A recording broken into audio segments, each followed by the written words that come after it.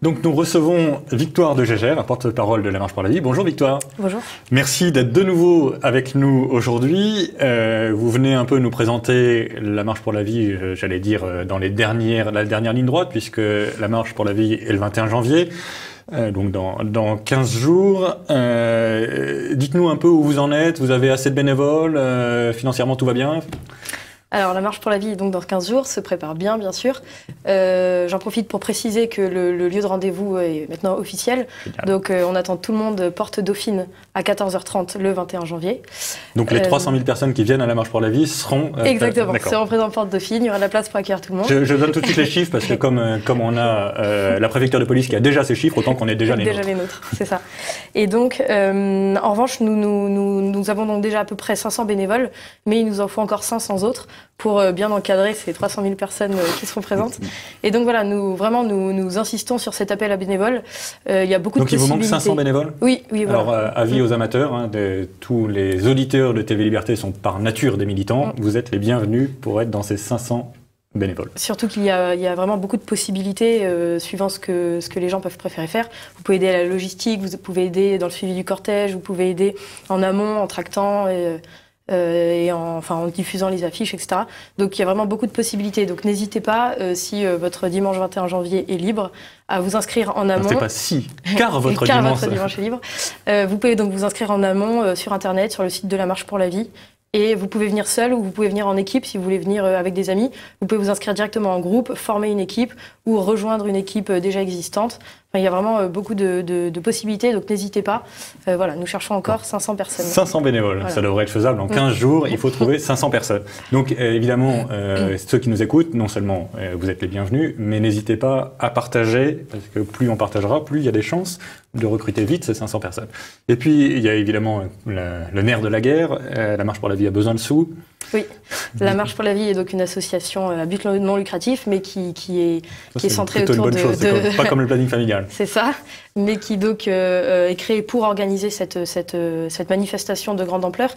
Et donc nous avons besoin, nous ne fonctionnons que grâce aux dons, et donc nous avons besoin de dons pour organiser la marche, pour payer les frais, pour payer tout ce que demande une organisation de cette ampleur.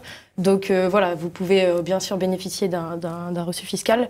Donc n'hésitez pas, soyez généreux, nous en avons vraiment besoin. Comment est-ce qu'on peut donner ? Vous avez un site internet ? En ligne, pareil, oui, site internet, donnez-nous le lien. enmarchepourlavie.fr. Parfait. Et voilà, vous avez un onglet faire un don. Donc si vous voulez vous engager, enmarchepourlavie.fr pour être bénévole, pour donner, pour tout ce que vous voulez, pour le lieu de rendez-vous. Ceux qui auraient oublié que c'est Porte Dauphine. Donc voilà pour le cadre logistique, mais évidemment on va parler un peu du fond quand même, c'est plus important. Cette année on a des sujets un peu lourds, bioéthique en particulier. Oui. D'après ce que je lis dans les gazettes, tout le monde est pour toutes les dérives, alors pourquoi vous faites ça ? Alors, je ne crois pas qu'on puisse dire que tout le monde soit pour toutes les dérives. Il est vrai qu'il y a un mouvement, le mouvement majoritaire dans la société française aujourd'hui, est de croire que les progrès techniques sont toujours des progrès en soi. Voilà, donc nous remettons un peu en question cette vision des choses qui, en fait, est souvent due à une ignorance de ce qui peut se passer en aval. En amont, pardon. Par exemple, si on prend le cas de la PMA est le sujet un des sujets les plus médiatiques et très acceptés en bioéthique. Tout le monde pense que la PMA est une bonne chose parce qu'elle permettrait juste à des couples infertiles d'avoir un enfant. La réalité est beaucoup plus complexe et malheureusement beaucoup plus triste. Les techniques de procréation médicalement assistée passe par des techniques de sélection embryonnaire, de tri embryonnaire. On crée des embryons on crée des embryons surnuméraires. Donc on crée plus d'embryons qu'il n'y a de demandes véritablement d'enfants. Juste peut-être parenthèse, oui. Moi je suis pas du tout un spécialiste de bioéthique, mais personnellement il y a une chose que je trouve très frappante sur les embryons humains, c'est qu'aujourd'hui l'Union européenne interdit de faire de la recherche sur les embryons de chimpanzés. En revanche, comme on a des centaines de milliers d'embryons sans projet parental, vous voudrez bien l'entendre les guillemets, chers amis auditeurs, donc des embryons qui ne servent à rien, entre guillemets, qui sont donc du gibier de recherche, si je puis dire, et donc il y a un énorme problème éthique. On détruit des embryons humains alors qu'on n'a pas le droit de détruire des embryons animaux. Enfin, je ne suis pas du tout pour qu'on détruise des embryons animaux, mais enfin, la moindre des choses, ça serait qu'on traite au moins aussi bien les embryons humains que les embryons de chimpanzés, quoi.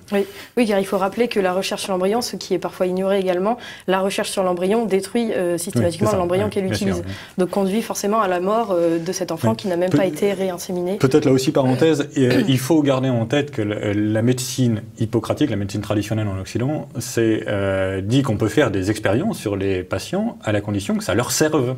Et donc, évidemment, si vous détruisez un embryon, ça ne lui sert pas qu'on fasse de la recherche sur lui. Donc, ça sert peut-être à d'autres. C'est rare, d'ailleurs, entre nous, parce que les progrès scientifiques sont jamais sur de la recherche sur l'embryon, c'est toujours sur de la recherche sur les cellules sous adultes. Les progrès thérapeutiques, oui, plutôt. Mais en tout cas, pour l'embryon lui-même, le détruire, ça ne l'aide pas beaucoup de savoir que ça va permettre de faire de la recherche sur je ne sais pas quoi. Effectivement. Bien, mais alors, je reprends un peu ce que je disais tout à l'heure. On a l'impression qu'il y a un mouvement de fond qui est pour la PMA, la GPA, etc. Est-ce que c'est pas un combat d'arrière-garde ? Non, bien sûr, ce n'est pas un combat d'arrière-garde. C'est au contraire un combat qui regarde énormément vers l'avenir, parce que c'est un combat dont le principe est de penser que la majorité des gens ne sont pas informés sur les sujets sur lesquels ils donnent leur avis. Nous avons par exemple, hier est sorti un sondage fait par l'IFOP pour préparer la loi de bioéthique. Oui, voilà, la révision de la loi de bioéthique, qui donne des chiffres extrêmement surprenants par rapport au fait que les Français soient pour l'euthanasie, pour la PMA, pour même la GPA. 64% des Français se seraient déclarés en faveur de la GPA. Or, quand vous parlez aux gens dans la rue, beaucoup sont encore contre la GPA. Beaucoup estiment que c'est une instrumentalisation du corps de la femme, que c'est une vente d'enfants, que c'est un achat d'enfants, etc. Donc, en fait, d'une part, il y a dans les sondages une façon de poser la question, une façon très simpliste, un peu binaire, de poser les questions qui permet d'orienter les réponses et donc de le faire un peu dire au sondage ce qu'on voudrait qu'ils disent. Et d'autre part, il y a vraiment, nous avons cette croyance que les gens sont peu informés sur ces sujets sur lesquels ils donnent leur avis, et que si on rentre dans la discussion, si on essaye de les informer, si on essaye de les sensibiliser, leur avis pourrait changer. Ouais. C'est donc un des enjeux de la Marche pour la vie, au moment où s'ouvrent les états généraux qui doivent précéder la révision de la loi de bioéthique, d'essayer d'informer les Français, de leur expliquer quels sont les enjeux, de leur expliquer ce qui se passe quand on parle de PMA, quand on parle de GPA, quand on parle d'avortement. Et donc, par exemple, à la Marche pour la vie, dernier élément, à la Marche pour la vie, on distribuera un certain nombre de documents, de livrets sur les sujets de bioéthique, notamment des manuels de bioéthique gratuits, qui expliquent médicalement, juridiquement, éthiquement, ce que sont ces avancées, ce qu'on présente comme des progrès. On montre comment ça marche, ce que c'est, quels en sont les enjeux. Et on espère comme ça que diffuser la connaissance et donc changer peut-être ce mouvement de fond qui nous apparaît négatif. Oui. Et donc, vraiment l'idée, chers amis téléspectateurs, je cesse de faire l'avocat du diable et maintenant je redeviens le militant Marche pour la vie que je reste dans la vraie vie. Donc l'objectif, c'est évidemment de faire en sorte que l'être humain ne soit pas négociable, qu'on puisse pas monnayer sa vie contre de l'argent, contre un intérêt conjoncturel particulier. L'objectif, c'est de faire en sorte que nous nous battions pour la dignité de l'être humain. Et donc, non seulement, c'est pas un combat d'arrière-garde, mais nous sommes les résistants face au totalitarisme d'aujourd'hui. Oui. Merci beaucoup, Victoire. Et donc, le 21 janvier, tous à la Marche pour la vie. Merci beaucoup.